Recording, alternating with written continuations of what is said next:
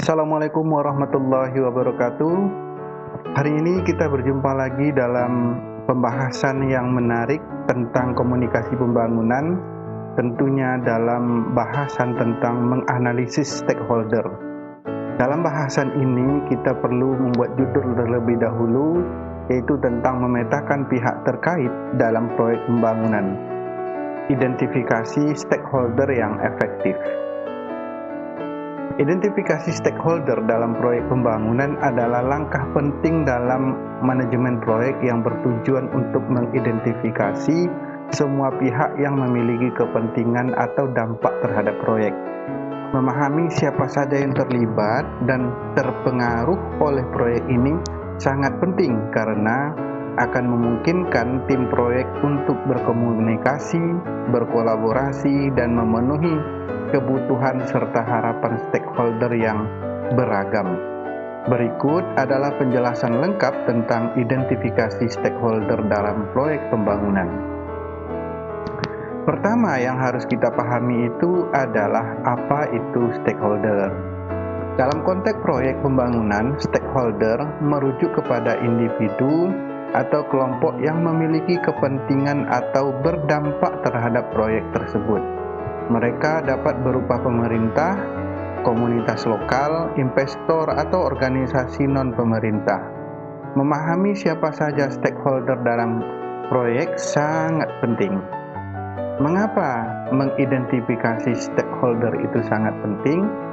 Karena stakeholder yang tepat memungkinkan kita untuk memahami kebutuhan, keinginan, dan kekhawatiran mereka. Yang dimaksud itu adalah masyarakat ataupun stakeholder tadi. Hal ini memungkinkan kita untuk mengelola ekspektasi, mengurangi konflik, dan meningkatkan dukungan untuk proyek. Mengabaikan stakeholder dapat berdampak negatif pada kelancaran proyek pembangunan. Alasannya adalah, pertama, stakeholder memiliki kepentingan dan ekspektasi yang berbeda terhadap proyek, dan memahami ini adalah kunci untuk memenuhi harapan mereka. Yang kedua, stakeholder dapat memiliki pengaruh langsung atau tidak langsung pada kesuksesan proyek. Yang ketiga, kesalahan dalam mengidentifikasi atau mengabaikan stakeholder dapat mengakibatkan permasalahan, penundaan, atau kegagalan terhadap proyek pembangunan. Proses identifikasi stakeholder biasanya melibatkan langkah-langkah berikut. Pertama, mengidentifikasi. Tim proyek harus mengidentifikasi semua pihak yang terkait dengan proyek. Ini bisa melibatkan analisis dokumen proyek, diskusi dengan anggota tim, survei, dan penelusuran potensial stakeholder. Yang kedua, klasifikasi. Stakeholder dapat dikelompokkan berdasarkan kepentingan, berdasarkan pengaruh atau peran mereka dalam proyek. Ini membantu dalam manajemen komunikasi dan interaksi dengan mereka. Yang ketiga, mengevaluasi. Evaluasi stakeholder dilakukan untuk memahami tujuan, kepentingan, dan ekspektasi mereka terhadap proyek pembangunan.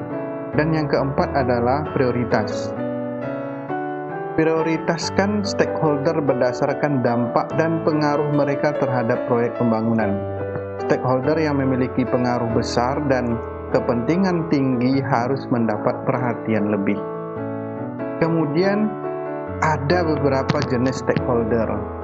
Stakeholder dalam proyek pembangunan dapat bervariasi, tetapi beberapa contoh umum dapat disajikan secara berikut. Pertama, pemilik proyek.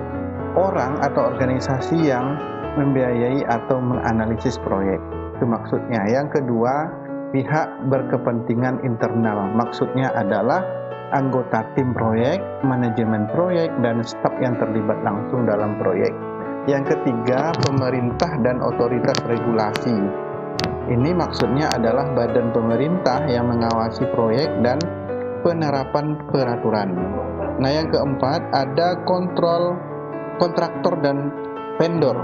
Maksudnya adalah pihak eksternal yang memberikan layanan atau barang untuk proyek pembangunan itu agar lebih berjalan. Nah, yang kelima, komunitas lokal. Maksudnya adalah penduduk tempatan yang memungkinkan terpengaruh oleh proyek pembangunan tersebut. Yang keenam adalah asosiasi industri, organisasi yang memiliki sektor industri yang terkait. Kemudian ada strategi identifikasi stakeholder. Terdapat beberapa strategi efektif untuk mengidentifikasi stakeholder, mulai dari analisis peta kekuatan, wawancara, hingga analisis kepentingan. Kombinasi dari pendekatan ini dapat membantu kita memetakan stakeholder secara komprehensif. Kemudian kita bisa juga mengklasifikasi stakeholder itu. Memahami klasifikasi stakeholder dapat membantu kita dalam menentukan strategi keterlibatan yang tepat. Stakeholder dapat diklasifikasikan berdasarkan kekuatan, minat, dan pengaruhnya terhadap proyek pembangunan. Dengan memahami klasifikasi ini, kita dapat menyelesaikan pendekatan komunikasi dan keterlibatan mereka. Kemudian, komunikasi efektif dengan stakeholder itu memungkinkan proyek pembangunan berjalan lebih efektif. Maksudnya adalah komunikasi yang efektif dengan stakeholder sangat penting untuk membangun hubungan yang baik. Mendengarkan dengan empati, menyampaikan informasi secara jelas, dan menghargai sudut pandang stakeholder adalah kunci dalam membangun hubungan yang berkelanjutan agar proyek pembangunan bisa berjalan secara sustainable. Lalu apa manfaat melibatkan stakeholder dalam proyek pembangunan? Melibatkan stakeholder secara proaktif dapat membawa manfaat yang signifikan bagi proyek pembangunan. Dari mendapatkan perspektif yang beragam hingga mendukung penerapan solusi yang lebih berkelanjutan, melibatkan stakeholder secara awal dapat mengurangi risiko dan meningkatkan penerimaan proyek pembangunan. Lalu, resolusi konflik jika terjadi dengan stakeholder itu bagaimana? Konflik dengan stakeholder adalah hal yang umum dalam proyek pembangunan. Hal yang biasa atau sering terjadi. Menangani konflik dengan bijaksana dan transparan dapat memperkuat hubungan dengan stakeholder. Strategi resolusi konflik yang efektif dapat membantu menjaga kelancaran proyek pembangunan itu sendiri. Kemudian keterlibatan stakeholder dalam pengambilan keputusan dalam proses pembangunan dan dalam proses pengambilan keputusan itu sendiri dapat meningkatkan penerimaan terhadap hasil keputusan. Mereka merasa dihargai dan terlibat dalam proses tersebut. Hal ini juga dapat membantu meminimalkan resistensi terhadap perubahan. Lalu bagaimana melakukan penghargaan terhadap stakeholder itu sendiri? Mengakui kontribusi dan dukungan dari stakeholder merupakan langkah penting dalam membangun hubungan yang positif terhadap mereka. Penghargaan dapat berupa pengakuan publik, peningkatan akses informasi, atau keterlibatan dalam proses pengambilan keputusan. Kemudian, tantangan dalam mengelola stakeholder itu dapat bervariasi, mulai dari perbedaan kepentingan hingga konflik kebijakan, sampai kepentingan pribadi pun ada di dalam tantangan dalam mengelola stakeholder itu sendiri. Namun, memahami dan mengatasi tantangan ini memerlukan pendekatan yang holistik dan strategi yang adaptif agar semua konflik dan problem yang ada bisa diatasi dengan baik.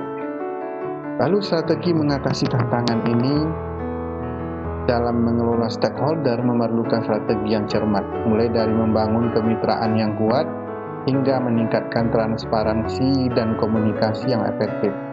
Strategi ini memungkinkan akan membantu kita mengelola konflik dan memperkuat hubungan dengan stakeholder yang ada.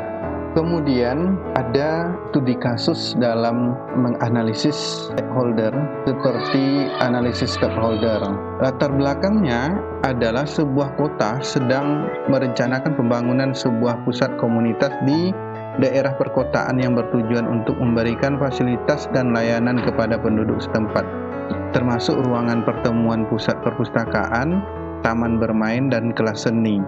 Proyek ini diharapkan akan meningkatkan kualitas hidup masyarakat dan mempromosikan hubungan sosial di komunitas atau antar komunitas. Nah, langkah-langkah identifikasi dan analisis stakeholder yang dilakukan, yang pertama itu pemilik proyek. Siapa saja pemilik proyek? Yaitu pemerintah kota. Maksudnya adalah pemilik proyek dan penyedia dana utama.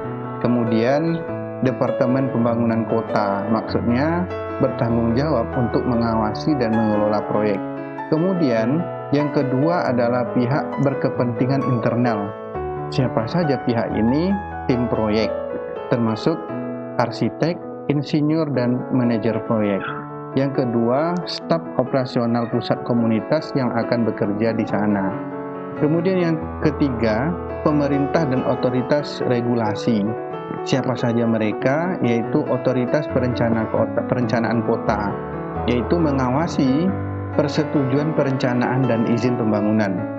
Kemudian pihaknya yang satu lagi, Komisi Kesenian Kota, terlibat dalam persetujuan proyek seni dan pusat komunitas.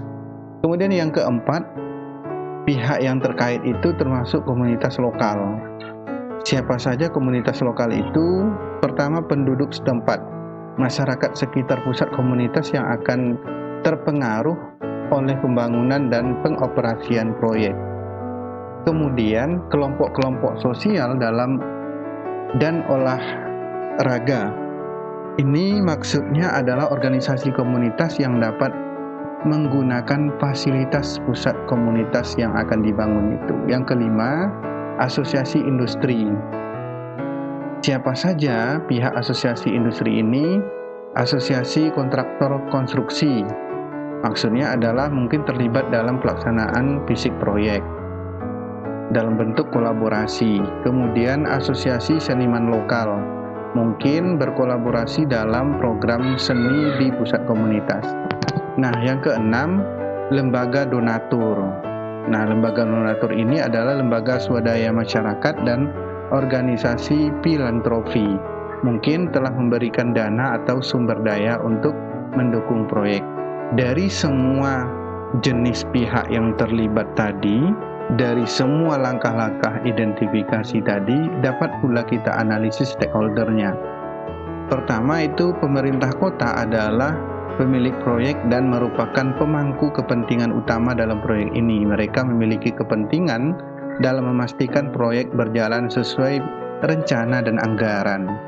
Nah, yang kedua, pihak berkepentingan internal seperti tim proyek dan staf operasional pusat komunitas harus terlibat dalam perencanaan dan pengelolaan proyek, serta memastikan penyelarasan visi dan tujuan proyek.